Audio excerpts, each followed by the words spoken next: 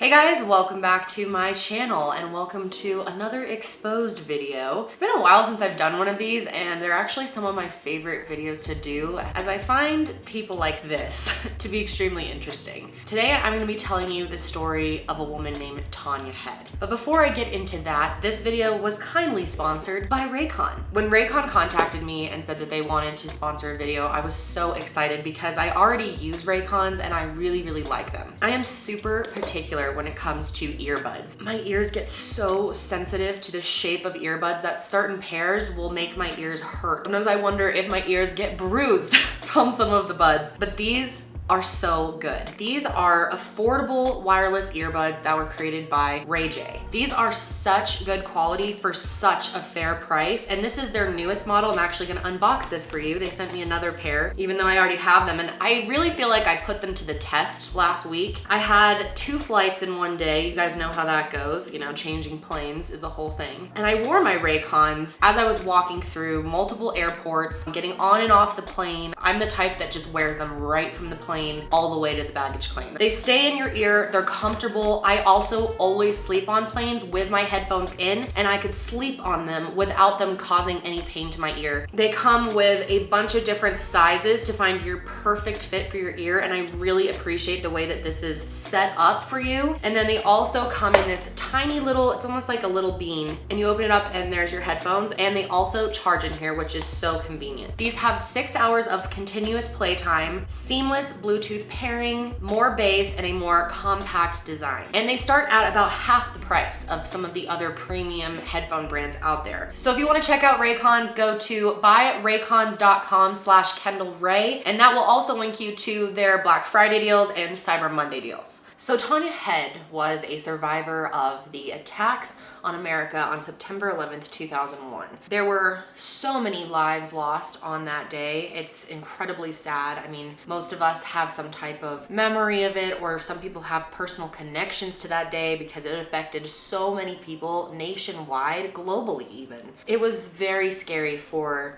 the world, honestly. But there are many survivors of 9/11, people who were in the buildings that day that did end up surviving. Now, Tania Head had a career in global investment, and she worked in the South Tower on the 78th floor. And this made her one of only 19 people that survived above the impact point of the plane. However, her fiance Dave was actually working in the other tower, the North Tower, and he was one of the thousands of people to not survive. Tania was really injured, and I'll get more into that, but she still managed to survive, which was pretty amazing. She managed to get out of the towers before they collapsed. A firefighter carried her down, and she was then brought to the hospital to be treated for pretty severe burns on her arm. But other than the burns on her arm, she was pretty much okay. And after that, she doesn't remember anything. She claims that she just awoke in the hospital with burns on her arm and news that her husband Dave did not make it. I was flying through the air. That's what I was doing from the impact. I was smelling my own skin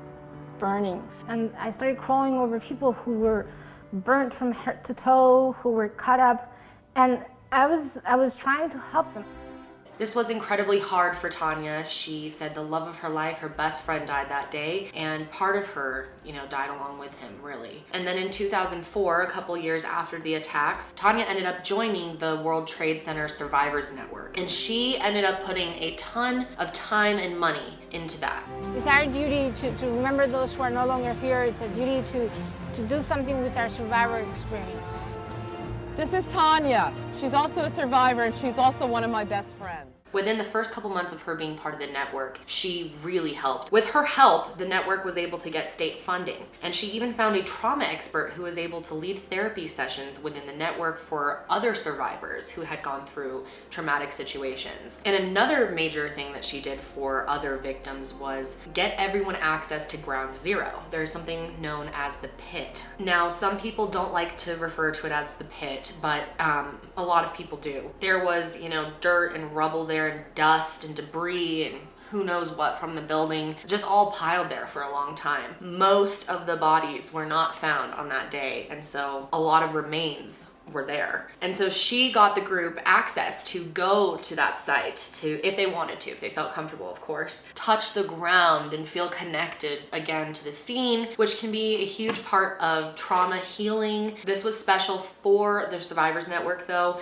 You could not just get down there if you were, you know, random tourists or people wanting to sell t-shirts or something like that. It was very restricted. And Tania was the one who was able to make this happen. She literally negotiated with the authorities and organized a time, made a post to everyone like, hey, you can come down with me and we'll go, you know, have this experience together. One of the members of the Survivor Network spoke about how he remembers her picking up the soil, the ground, the rubble, and smelling it, and then just crying, you know, just absolutely going into hysterics. And they were all hugging each other. It was a really beautiful experience for all of them. So people really appreciated that about her, that she was fighting for others within the network, and she quickly became a leader. People were blown away once they heard her story and how she lost her fiance, and that she was strong enough to go and fight for these things was mind-blowing to a lot of survivors. I mean, they were going through trauma. They were, you know, having depression in their lives. They're struggling with mental health. They are trying to cope with something terrible that they lived through. But she was so tough and so strong and had the time and energy to not only help herself and try to grieve and stuff, but to help others. And I think a lot of survivors were blown away by her strength and resilience. She continued to be super involved within the network. She would even hold like workshops for people to cope with their trauma. She was really into making sure survivors were taken care of and were dealing with what they went through. She really believed in writing about your pain, telling your story, and it kind of became like a competition of the stories according to people who were in the network. You know, they were making online posts and stuff as well, and it became like who had the most interaction with it and who was getting the most attention because of their story, because not every story is interesting and has many details to it, and she had many details, which I'll get more into that as well. But she would also send out these mass emails to the 500 plus people that were part of this network. One time she posted this long update to the whole group about how she had called the bridal shop that she had bought her wedding dress from. Remember, she's supposed to be getting married, and how she had to tell them to just go ahead and donate the dress. I mean, she had no use for it, right? And people ate that shit up. People were like amazed by her kindness to donate your wedding dress. A lot of people would have picked it up for themselves, but people were so into Tania and the drama around Tania and the love story behind her and Dave. She almost started becoming famous within the network. She also told a long story and sent it out to a lot of people, and this is pretty triggering for other victims, I'm sure, but she talked about how her assistant was decapitated in front of her. On her way out of the building, she came across a man who was not going to make it out of there, and how he gave her his wedding ring and said to give it to his wife because he knew that his ashes would never make it to her. Like this really intense story. And people were really interested in all her stories within the group. And it really got to the point where other members of the network almost became fans of Tania, and people wanted to be close to her, and she was leading the pack. However, the more that she started to share with people, which became more and more over time, like there were more details added to the stories. They got more intense, more, you know, things came to her head as she remembered new details, and people started kind of picking up on some inconsistencies. For example, she told a lot of people that she had lost her husband, while she told other people that it was her fiance. Like she couldn't seem to keep track of what she was saying. When people would ask what her fiance's full name was, because she would only call him Dave, she would give people some random last name. And of course, people took that name, Dave, whatever last name she gave them, and looked at the records of who had passed on that day, and there was a Dave with that last name. So they thought, you know, okay. There was a lot of talk within the group in some circles about just questions for Tania. You know, finding little holes in her story that didn't connect, things that didn't make any sense. But people felt guilty even questioning her, you know? It's not something you want to question someone for, especially because, you know, Tania had an actual burned arm. You don't question when there's someone with a giant burn who tells you that they are a survivor of 9/11, you know? You're not going to question that. And then back in May of 2002, the New York Times published a story about the last terrible minutes inside of the Twin Towers. And the New York Times ended up interviewing everyone that was above the impact point of the towers on the south South Side at least. And they were like, who is this other person, Tania? Why didn't we have her in our records? So this is when the media started to question her a little bit. And then on September 9th, 2005, the 9/11 Tribute Center was opened. And this included accounts from various survivors, including Tania's. Tania's story was actually one of the ones that inspired people to dedicate an entire area of the Tribute Center for survivors to talk about their personal experiences. And she was actually chosen to give a tour to important people coming through the area, like the mayor and other big politicians, because she was really resilient and seemed like she really had it together for someone who had been through something so traumatic. She was inspiring to people. I mean, who better to lead people through an area that is supposed to be inspiring? But you could tell while she was giving this tour, she was freaking out. Like, you can just tell she wasn't at her best. She was kind of misspeaking and seemed a little nervous. This was filmed and everything. And I think inside at these moments, she's shitting a brick, but you know. And after giving this tour, she ends up deciding it's a good idea to mass email everybody and tell them about it. Basically brag and say, oh, I'm so honored to have given this tour, but I was so nervous, I don't even know what I said. I was just rambling. She even talked about the amount of cameras and how it was really overwhelming to her. But for the most part, people were really supportive of her and excited for her. But some people were just a little bit weirded out that she was getting so excited over all the attention. So as time went on even more, her story kept changing again. She started telling some people that instead of a firefighter bringing her out of the building, it was some random man. When she first told me she was on the 78th floor, one of the first things I said was, did you see the man with the red bandana? And the answer was yes. She saw him. But over time that became, not only did she see him, but he put the fire out on her back. And I think possibly that he led her to the stairwell or something. So it seemed to change over time. That's what I noticed. And then on September 7th, 2006, the New York Daily News actually posted a whole story on her. And it didn't make sense compared to the article that was put out before by the New York Times. And remember, they had interviewed everyone that was on the floor that she claims that she was on, and she was not one of them. However, despite these inconsistencies, a lot of the people within the Survivors Network still supported her, and eventually she was voted as the president of the Survivors Network. And people said that when she was elected into this position, she acted like she was better than other people in the network. And as she kind of started to annoy more people started to poke holes in her story. The New York Times starts contacting other people within her story. You know, they want to confirm some details. So they're like, you know, tell us about your assistant, the one who was decapitated in front of you. Do you have her information? Do you have her name? Let's reach out to her family. How about, you know, your fiance? Let's talk to his parents. Like, let's make a story on you. And it didn't start with the intention of an investigation. It was going to be about them highlighting her story. It didn't take long for her story to unravel. It was like immediately that they asked her who these people were, and she didn't have any names. And they started, you know, questioning her and putting the heat on her a little bit, and she started wigging out. She started going to other members and saying, oh my God, they are trying to like ruin my life. They don't believe my story. How dare they not believe my story? Crying, hysterics. People felt really bad for her, actually. Her friends within the network completely backed her up, and they felt sorry for her by being attacked by the media. So she starts emailing other people within the network being like, hey, don't talk about me to the media no matter what.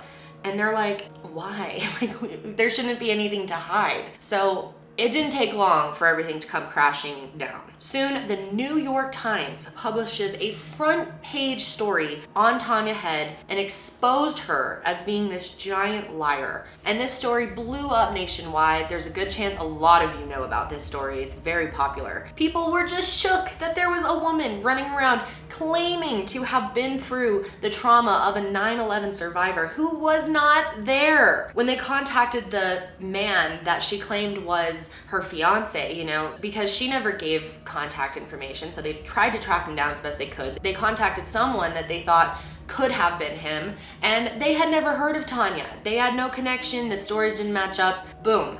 Liar. It was also discovered that Tania had claimed she had a degree from Harvard University and an MBA from Stanford University, but both of the schools had no record of her. She also claimed to be working at the big banking and investing company known as Merrill Lynch in the South Tower, but Merrill Lynch had no record of her employment.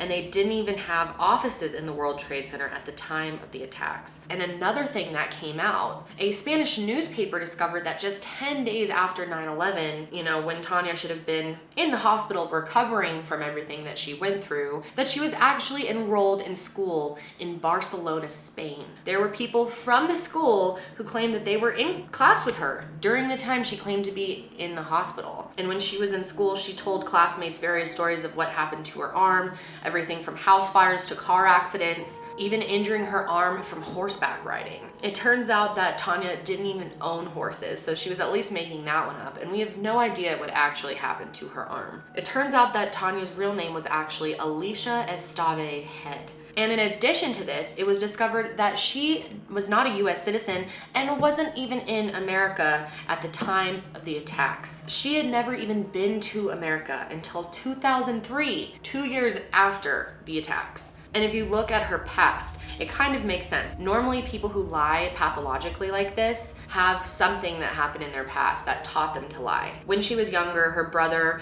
and her father were put in jail for a massive fraud. And some people think she really never got over that and, you know, was inspired to lie, or it just runs in their family. I mean, who knows? Some people believe she was super desperate to be loved and this was her only way she knew how to get attention and love. But what's so crazy is that when she was making all of these elaborate posts and these stories early on in the earlier days, she may have been making those from Spain. It's very possible. It looks like she traveled here because of this. Like, she came over here to live this whole fake life, and because she was obsessed with the stories. I think she was obsessed with 9/11. So much so that she wanted to make her whole life surround it. She literally could have stopped this all early on because, you know, in the beginning, you know, when she was still in Colombia, she could have said on the post, you know, I never want to go back to America because of all the damage that it caused me and all these things. Like, she could have just ended it there. But she took the lie to that next level by flying out to America and becoming the president of the Survivors Network. Like, honestly, she has some balls to lie that much. And it's honestly so disgusting. I really have no sympathy for her. Like, a lot of people have sympathy for her, and I see that, but like, I don't at the same time, because what the hell, dude? So many victims of 9/11 are suffering so badly, and to make it almost look like they're not doing enough because, you know, they're not as strong as you during that time, and you're just thriving off of being this strong, inspiring person. Like, meanwhile, other people are actually suffering because they were actually there. It's so irritating to think about. I would be so frustrated if I was one of the people who was kind of conned by her. And people to this day are not over it. They're very angry and upset. And this has been another thing that they've had to deal with, you know? They really trusted this woman. She helped tons of people, like, emotionally. She became really close friends with tons of people in that group. It became her family. She was so into it. And to find out that she was just lying the whole time, I think was devastating to tons of people within the group. But despite the fact that she was a giant liar, she was never convicted of any crime because there really was no crime. I mean, if anything, she came in and helped people.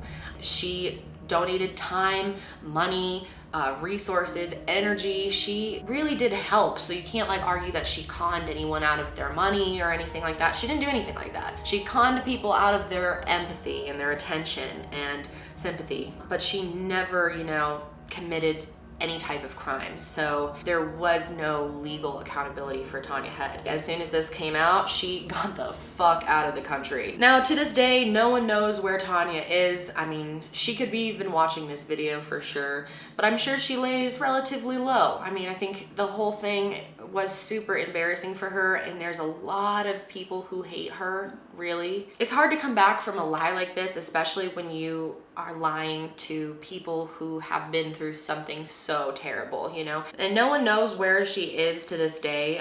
There have been reports that she was seen with her mother in New York at one point, and at another point she was back in Spain. In fact, in July of 2012, there's a rumor that she was fired from her job in Barcelona because they found out about the giant, you know, lie she told. But that's really all we know. We have no idea where she is to this day, and People that got affected by this just feel really hurt. I mean, it was really upsetting for people. I find people who lie like this to be so interesting. You know, they'll keep going without thinking about the future and what could happen. This wasn't a very thought out lie. And you'd think that someone like Tania, who's probably a pathological liar, she probably has experience in lying, right? Well, I don't know, because this wasn't very well thought out. Like, she didn't really think this through. She set herself up to be one of 19 people that were above a certain point. She could have made this a lot more believable, but she really went for the moon with the story and those details. And like, who even is gonna believe the whole story about the ring, that she took the ring to, you know, this wife who lost her husband because, oh my gosh, I can't even. It's like she was a creative writer who was just inspired by 9/11 and wanted to write about it, and that's like all she was into. It's truly remarkable that some people can lie to that extent and just not realize that something's gonna happen, you know?